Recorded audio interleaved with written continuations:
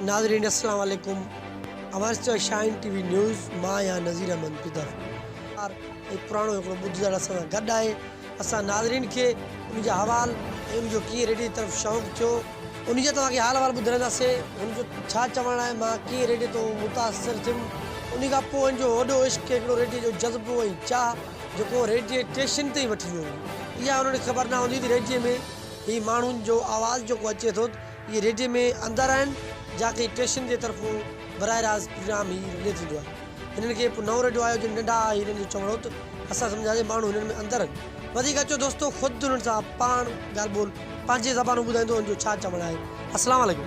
सही वालेकुम सलाम। मैं अली अमीर पिताफ़ी गोट बहादुर पिताफ़ी तहसील मीरपुर। जी अली पिताजी, तव्हां रेडियो तो कीअं मुतासिर थिया हुई? असां से रेडियो असांजो मामे जो दुकानु हूंदो हो, उहो रेडियो वठी आयो। असां नंढा छोकिरा हुआसीं, रेडियो ॿुधण में असां मसरूफ़ हुजूं। असांखे दड़का ॾे, पोइ असांखे टिकाए छॾे, वरी असां बहानो करे पोइ 2 टे रुपया वठी। तक़रीबन कहिड़े सन जी ॻाल्हि आहे? सन से यादि न आहे, पर सम्झां थो त जीअं भुट्टे जी जंग हुई उन वक़्त में असां अणपढ़िया आहियूं। इंदिरा गांधी ऐं भुट्टे जी जंग हुई, उहो साल हुई। हिननि जो चवणु आहे त नंढड़ा आयोसीं, इंदिरा गांधी ऐं भुट्टे जी जेॾी महिल जंग हुई, हिननि जो चवणु आहे त उन टाइम खां वठी असांजो माना रेडियो जी तरफ़ ध्यानु हुयो ऐं असांजे मामे जो रेडियो असां दुकान ते वेही ॿुधंदा हुआसीं। वधीक छा चवणु आहे ॿुधो उसे ख़बरूं ॾींदो हो हिंदुस्तान ते फिलनि जा ते जंग लॻी आहे, फिलनि जा ते असांजा माना फ़ौजी भाउ पकड़िया आहिनि, जाके शहीद थिया आहिनि। तो असां ॾाढो रेडियो ॿुधंदा हुआसीं। मां नूरजहां ॾाढो ॿुधो हुउमि। मुंहिंजे कहिड़ा कहिड़ा कलाम उन महिल ईंदा? नूरजहां जा कलाम साईं, हीर रांझे जो कलाम, माना हीर रांझे जो फिल्म हूंदो, मजली ॾिठी तानवे। ॿियो साईं कलंदरी धमाल, रखी लाज मेरी लजपाल, हुसैनी लाल कलंदर, मेरे गम टाल कलंदर।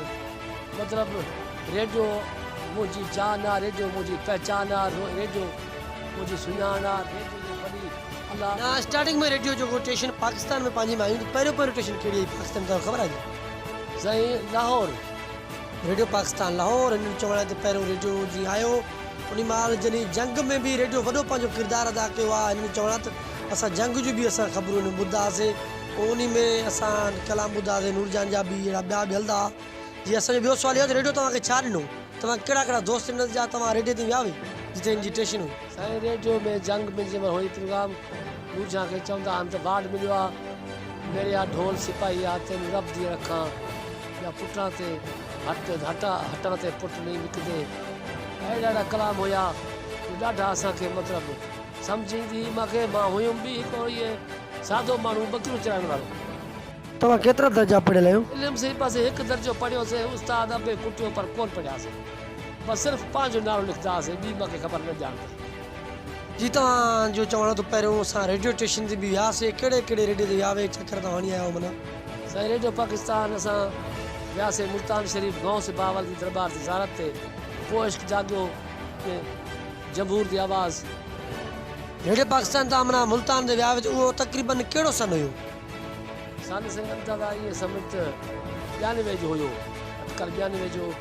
रो रोई थाकामान, चनाब दिया छला, जमहूर जी आवाज़। इहे छा इहे प्रोग्राम हुया उन टाइम हलंदा हुया? प्रोग्राम जा नाम उन महिल मोबाइल बि कान्हे, कहिड़े कहिड़े चैनल तव्हां ख़त लिखंदा हुयो? उन महिल कहिड़े चैनल ते तव्हां ॿुधंदा हुयो?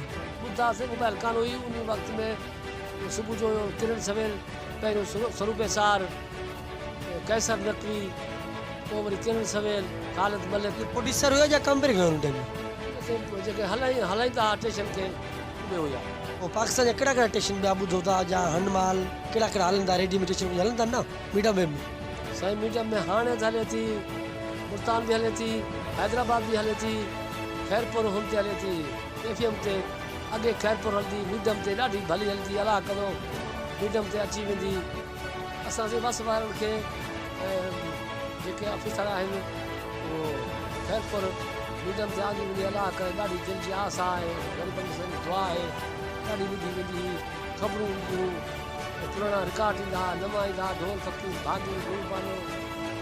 जी नाज़रीन, हिननि जो चवणु आहे त रेडियो पाकिस्तान खैरपुर हिकु दफ़ा असांजी वरी बि ॿुधण जी आस आहे त मीडियम वेब ते आंदी वञे, जीअं असांजी हीअ ख़्वाहिश दिलि जी पूरी कई वञे। असां वस वारनि खे वज़ीर आज़म अपील था कयूं ऐं रेडियो जा मथे जो इदारा आहिनि, असां हुननि खे बि अपील था कयूं रेडियो पाकिस्तान खैरपुर हिकु दफ़ा वरी मीडियम वेब ते आंदी वञे जीअं असांजो ई ख़्वाहिश दिली पूरी कयूं जी। तव्हांजो ॿिया किथे किथे चैनल ते विया ॿियनि ते विया या न? साईं खैरपुर वियासीं, ॿियनि ते हैदराबाद वग़ैरह बीजा ते कोन वियासीं, मुल्तान 3 चकर मां वियो। हिन महिल बि मतिलबु तव्हां रेडियो ॿुधंदा आहियो? हिन महिल जी जदीद दौर आहे, मोबाइल थी वई आहे, टीवी बि आहे माशाल्लाह। हिन महिल बि तव्हां वटि रेडियो माशाल्लाह पियल आहे पुराणे ज़माने जो, तव्हां हिन महिल ॿुधा आहियो? टाइप बि आहे, असां ॿुधूं था मुल्तान ॿुधूं था, उत्तम खेती जमहूर जी आवाज़, ॿियो वरी 9 खां बाद रो रोई थलदामान, उहो बि आंदा रिकॉर्ड भले ॾाढे हलंदा आहिनि। मतिलबु अलाह करे इन्हनि स्टेशन खे अलाह आबाद करे, मुल्तान फुल सुनी ॾिया, हैदराबाद खैरपुर ॿुधी कान थी अचे, उहो FM ते कान थी अचे, थोरो राति जो अचे। बाक़ी मीडियम ते हलायो वञे, अलाह आबाद रखे उनखे, अलाह ऑफिसरनि खे ईमान ॾे, अलाह उन्हनि खे कामयाबी ॾे। मीडियम ते खैरपुर जो असांजी खैरपुर ॾाढी सुञी आहे, सवली आहे। असांजो ॿियो इहो सुवालु आहे त रेडियो पाकिस्तान खे अॻे जीअं नंढे वॾे ॻोठ में घरनि में ॿुधबो त हाणे ईअं ॿुधियो वञे थो या लिसनर रेडियो जा घटि थिया आहिनि? रेडियो ॾाढो ॿुधा, हाणे बि ॿुधण लाइ तयारु आहिनि, पर ॻाल्हि इहा जो खैरपुर बंदि थी वई आहे, माण्हू रेडियो बंदि करे छॾिया आहिनि। असां मुल्तान ॿुधंदा आहियूं, हैदराबाद ॿुधंदा आहियूं, उन्हनि खे सम्झ कान थी अचे, शायदि माना रेडियो सॼियूं स्टेशनूं बंदि थी वयूं। माना खैरपुर बंदि थी विया, हुन लाइ सॼी स्टेशन बंदि छो इहो भला न हलंदो जेके भला मुल्तान हैदराबाद जी हैदराबाद मुल्तान फुल ॿुधबी आहे साईं, कंहिं महिल थोरो ईअं कंहिं महिल थी वेंदा सुठा हैदराबाद हाणे माने फुल हलंदो आहे। ठीक आहे, आख़िरी नंढिड़ो को मैसेज ॾियणु चाहियो जीअं असांजा नाज़रीन ॿुधनि था पिया, को मैसेज ॾियणु चाहियो?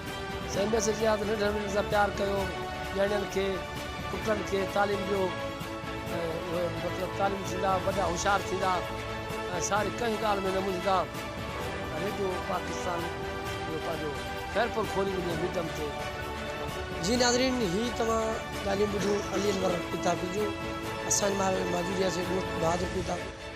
शाहीन TV news Ghotki, cameraman Abdul Khalik सां नज़ीर अहमद।